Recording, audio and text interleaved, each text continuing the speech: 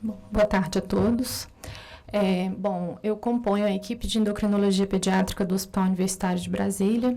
Nós somos um centro de referência para doenças osteometabólicas e hoje o meu desafio é falar sobre raquitismo hipofosfatêmico ligado ao X, que tem uma fisiopatologia bem interessante que eu quero que vocês consigam compreender.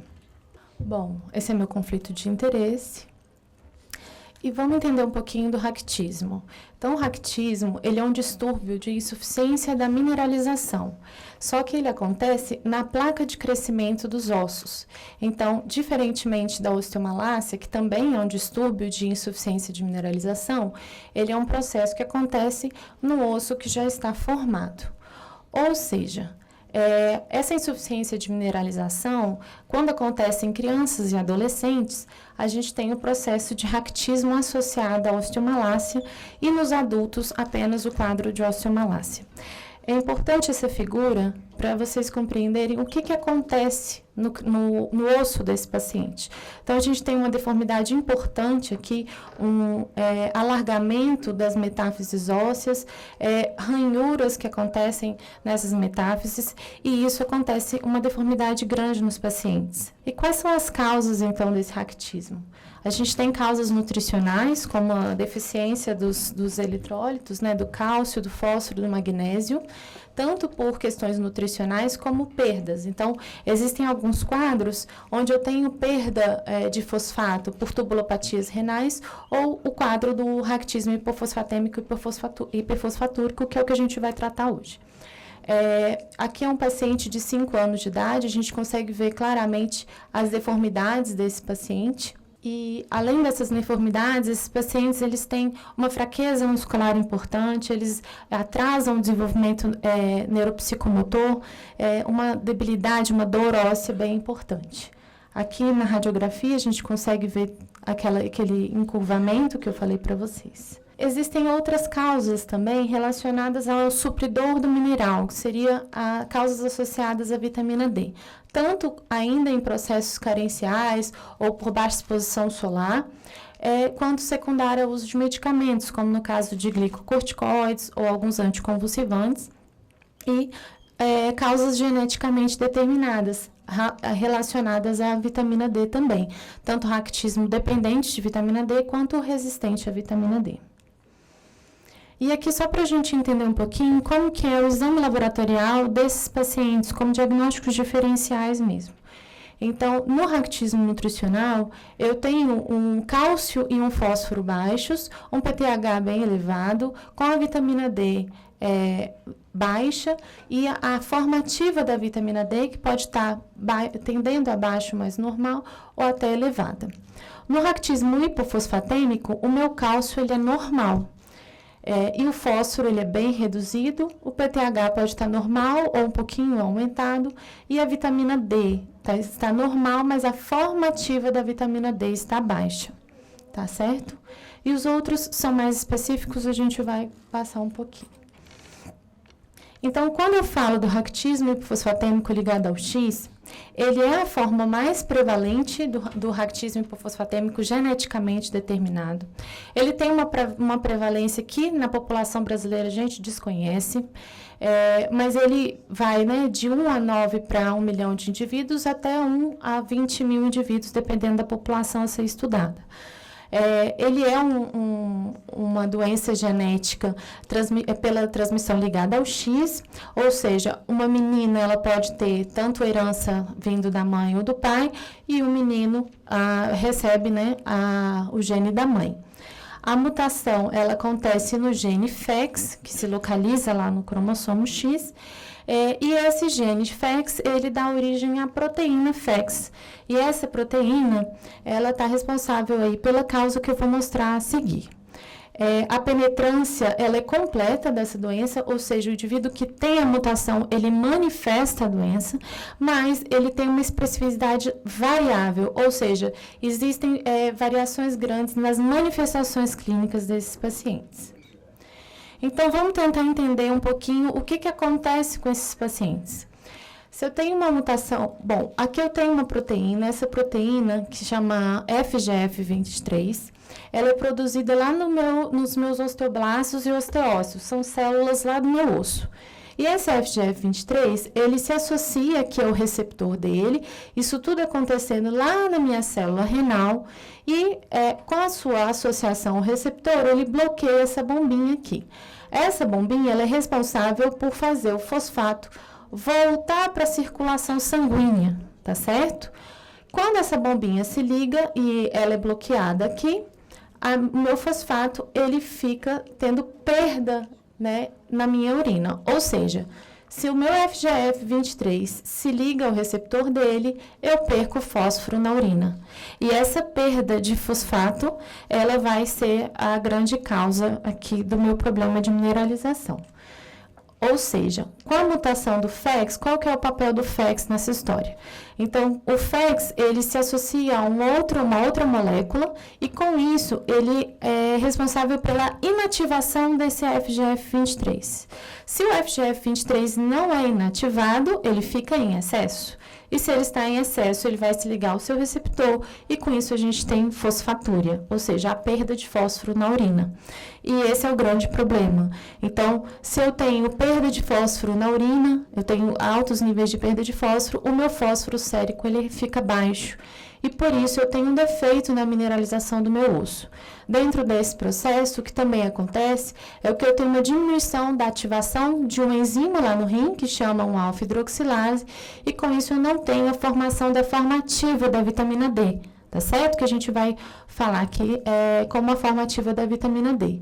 E mais, complicando ainda mais essa fisiopatologia, quando eu tenho essa diminuição da forma ativa da vitamina D, eu absorvo no intestino menos fosfato e com isso eu tenho maior prejuízo em relação ao fósforo sérico. Ou seja, eu tenho um defeito na mineralização do meu osso pela perda do fosfato, ok? E as manifestações clínicas, então, elas estão relacionadas a um déficit importante no crescimento desses pacientes, deformidades esqueléticas bem marcantes, tá? Que a gente consegue ver aqui nas imagens. Alguns pacientes têm quadros de abscessos dentários e várias odontopatias também. Uma fraqueza muscular debilitante, eles têm dificuldade de andar poucos metros. Uma dor crônica que vai piorando ao longo da vida e um risco aumentado de fraturas. E o que a gente pode falar da terapêutica convencional? Então, há 40 anos, a gente faz o tratamento convencional desses pacientes e ele se baseia na reposição do fósforo. Então, eu estou perdendo fósforo, eu vou dar mais fósforo para esse paciente. E, além disso, a forma ativa da vitamina D, que é o calcitriol. O fósforo, ele é dado nessa dose, de 20 a 60 miligramas por quilo, em 4 a 6 tomadas, tá certo? As doses de adultos são menores, adultos e adolescentes que já diminuíram o crescimento, a gente também reduz a dose, e o calcitriol na dose de 30 a 70 nanogramas por quilo por dia. A cápsula de fosfato, ela precisa ser manipulada.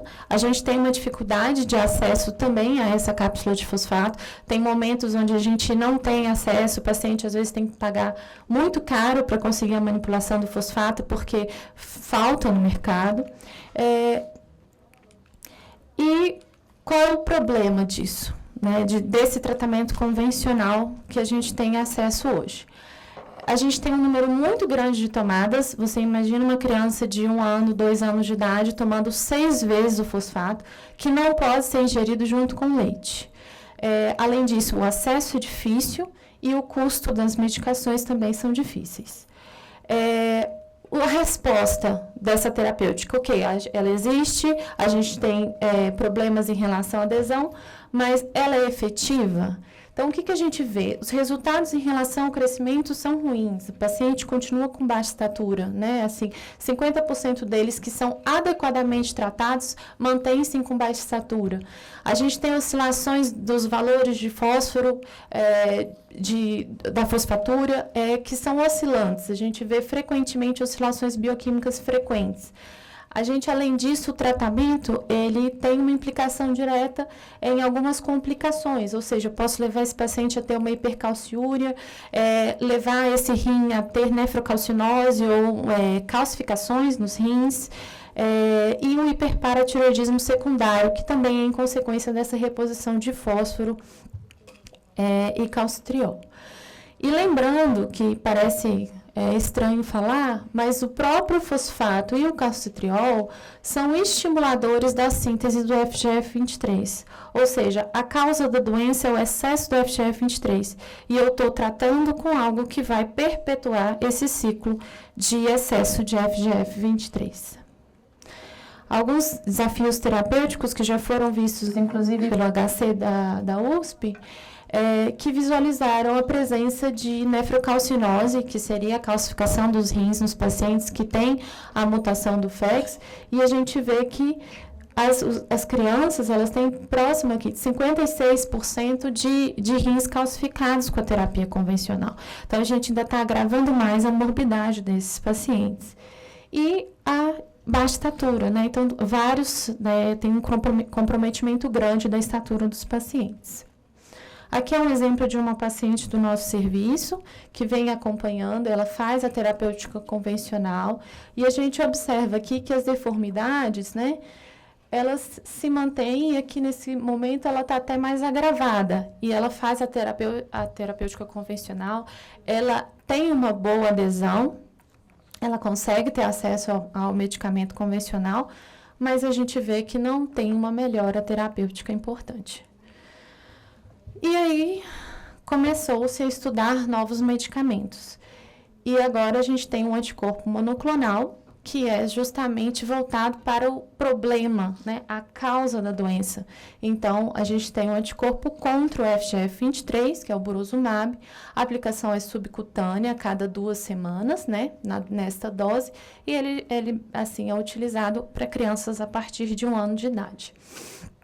E aí, quando a gente falou da fisiopatologia, o FGF23 em excesso, a gente vai ter um anticorpo que vai ligar o meu FGF23, aí com isso ele não vai conseguir se ligar ao seu receptor e o meu fósforo volta para a circulação.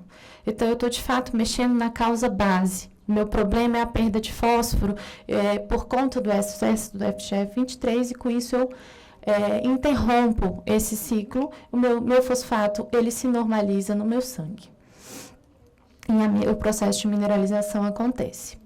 Aqui já é um trial que envolvendo crianças com o raquitismo hipofosfatêmico hiperfosfatúrico ligado ao X, crianças de 5 a 12 anos de idade, que foram avaliadas no período de 88 semanas, e a gente consegue ver a normalização aqui dos valores do fósforo. Então, aqui tem 2 análises. Uma análise foi feita com a medicação sendo usada a cada 2 semanas e o outro a cada 4 semanas. Então, a melhor resposta foi realmente a cada 2 semanas, que é a linha em azul, onde a gente vê uma grande estabilização dos níveis de fósforo no sangue.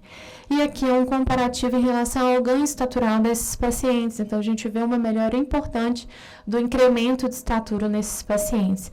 E o mais marcante, na minha opinião, é a progressão, a mineralização do osso que aconteceu ao longo das semanas. Então, a gente vê aqui um osso super pouco mineralizado, com várias ranhuras aqui na região metafisária, e ao longo das semanas a gente vê a mineralização desse osso acontecendo. Aqui é uma outra análise de uma criança crianças de 1 a 4 anos de idade, que foram feitas num processo de 64 semanas. E aqui a gente tem várias radiografias que foram tiradas no início do tratamento, pré-tratamento. Lembrando que a maioria dos pacientes passaram pelo tratamento convencional antes de serem inseridas no trial. E em seguida, na 40ª semana. Tá bem leve, eu acho que não sei se vocês vão conseguir visualizar, mas aqui a gente vê claramente o encurvamento, tá, desses ossos, e aqui uma retificação acontecendo ao longo do tempo. Ou seja, as cirurgias ortopédicas vão parar de acontecer, vários processos de debilitação, esses pacientes começam a andar por mais tempo, eles conseguem se movimentar melhor, eles conseguem se inserir no mercado de trabalho. Então, o Burosumab, ele tem várias avaliações em relação à segurança. Apenas um paciente teve sintomas, eventos adversos que são considerados sérios, pois necessitaram de internação, mas depois o paciente voltou a usar a medicação, então não foi nada que impossibilitou que ele mantivesse o uso. tivemos aqui, os pacientes tiveram a maioria sintomas leves relacionados à injeção, alguns quadros respiratórios que são todos descritos. E o mais importante, a gente não teve mudanças relevantes em relação a cálcio e PTH, que são complicações muito relacionadas ao quadro. Então, o que a gente queria deixar claro nessa discussão? Então, o raquitismo hipofosfatêmico hiperfosfatúrico ligado ao X, ele é uma condição debilitante, com várias comorbidades ao longo da vida. A terapia convencional disponível, ela trata os sintomas, mas não resolve a causa da doença, e a gente ainda tem que avaliar o que é tratar, porque vários pacientes não têm uma resposta terapêutica adequada, eles continuam hiperfosfatúricos, e é uma resposta sistêmica muito variável, sem um grande comprometimento na estatura. A gente não tem melhora em relação à estatura. E a nova terapêutica, ela de fato trata a causa da doença, ela vai no cerne do problema para resolver. Promove uma correção sustentada da hipofosfatemia, da hiperfosfatura, da deficiência da vitamina D da forma ativa. A gente consegue observar melhoras clínicas e radiológicas desses pacientes, melhora do ritmo de crescimento, melhora da qualidade de vida, pois eles começam a andar mais tempo, eles conseguem ficar em pé mais tempo, ou seja, eles conseguem, de fato, ser inseridos no mercado de trabalho. E os efeitos adversos, eles são de leve a moderados, que foi o que a gente conseguiu documentar até o momento. E é isso.